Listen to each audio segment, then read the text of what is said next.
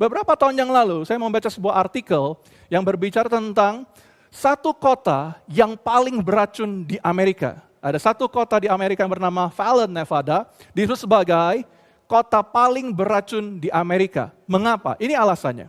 Saudara, di dalam air minum yang kita konsumsi, di Amerika, di Indonesia, dimanapun kita berada, air minum kita itu bisa saja mengandung arsen, racun arsenik. Dan adalah umum kalau dia memang jumlahnya sangat kecil, dia tidak akan mengganggu kehidupan. Nah, angka yang diterima di Amerika adalah arsenic accepted in drinking water, di air minum kita, below 10 ppb. Di bawah 10 ppb, parts per billion itu dianggap oke, tidak mematikan. Itu adalah umum, itu yang diterima. Normalnya di bawah 10, perhatikan baik-baik.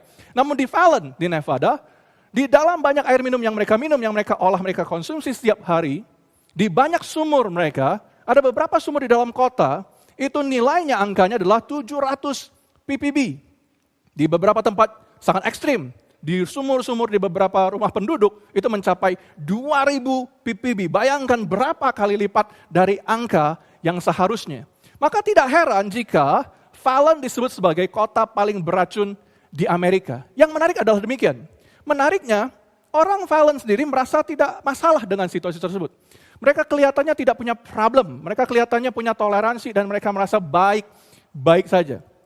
Dan mereka bahkan bercanda demikian, mereka bercanda, hanya orang yang tidak terbiasa minum arsen yang akan mati, yang akan menjadi sakit karenanya. Kalau kita biasa minum arsen setiap hari, you will be just fine. Saudara, mereka making light of poison, mereka menganggap racun yang mereka minum setiap hari itu sebagai sesuatu yang biasa. Tidak heran kalau kita lihat artikel ini di High Country News, Fallon, Nevada's Deadly Legacy, itu berbicara tahun 2014, berbicara tentang banyaknya kasus kematian karena kanker di kota kecil tersebut. Banyak anak-anak kecil mengidap kanker dari mereka sangat dini. Dan mereka menganggap itu sebagai misteri. Mereka masih mencari alasan mengapa banyak anak-anak mereka penduduk kota tersebut karena terkena mengidap kanker.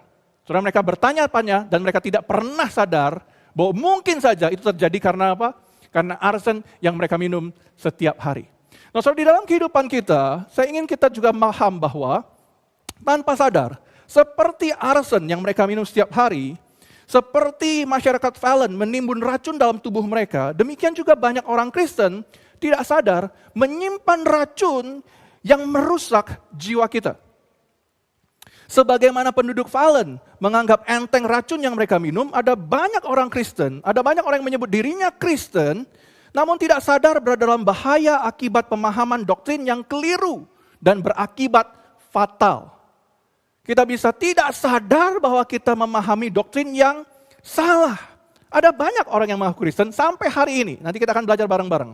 Ada banyak orang mengaku diri Kristen, namun sama sekali tidak sadar bahwa dia tidak mengenal kebenaran.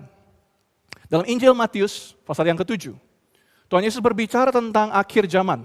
Tuhan Yesus berbicara tentang satu keadaan di akhir nanti, waktu kerajaan Allah sudah datang. Dan dia berkata bahwa pada waktunya nanti, di akhir zaman, ada orang-orang yang menyebut dirinya sebagai orang beragama, orang yang berseru memandang kepada Tuhan, dan mereka menanti-nantikan Tuhan. Nanti di akhir zaman, waktu Tuhan Yesus datang kedua kali, mereka akan mendapatkan kabar yang sangat mengejutkan. Bahwa pada waktu terakhir nanti akan ada orang-orang yang kelihatannya sangat beragama, orang-orang yang sangat menanti-nantikan Tuhan, itu akan menemukan bahwa mereka tidak masuk di dalam kerajaan Allah yang Tuhan katakan. So, mari kita baca bersama-sama Matius pasal yang ke-7, ayat 23, ayat 21 maksud saya, sampai dengan ayat yang ke-23. Matius 7, ayat 21 sampai dengan 23. Bukan setiap orang yang berseru kepadaku, Tuhan, Tuhan, akan masuk ke dalam kerajaan sorga, melainkan dia yang melakukan kehendak Bapa-Ku yang di sorga.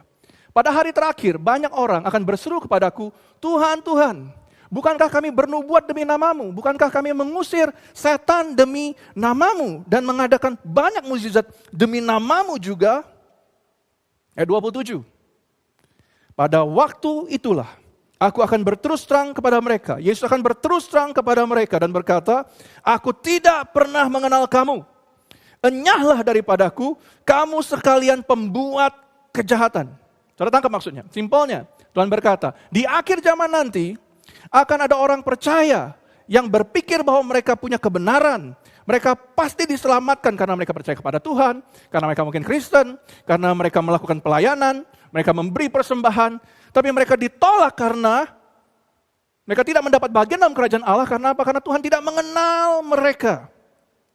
Mereka pikir mereka kenal Tuhan yang benar. Tapi Yesus berkata kepada mereka, I never knew you. I never knew you. You are not mine. You are not my disciple. Saudara bayangkan situasi itu.